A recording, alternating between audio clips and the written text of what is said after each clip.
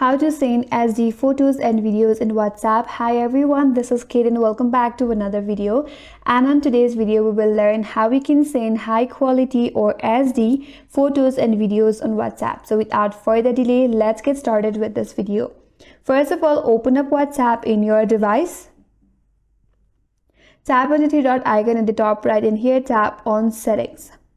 Under settings, scroll down a bit and head towards the option as storage and data. Here tap on media quality upload and make sure that you have selected SD quality, then tap on save. Once you have done that, now you can go back to your chat page and here select any one of the contact where you would like to send the photos and videos from. Tap on the camera icon at the bottom right corner and now here select the photos or videos that you want to send.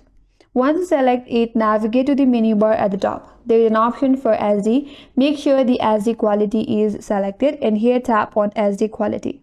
Then you can simply tap on send and it's similar with the photos as well. So that's how you can send SD quality photos and videos on WhatsApp, and that's all for today's video. Hope this video was helpful, and if you're new to our channel, consider subscribing.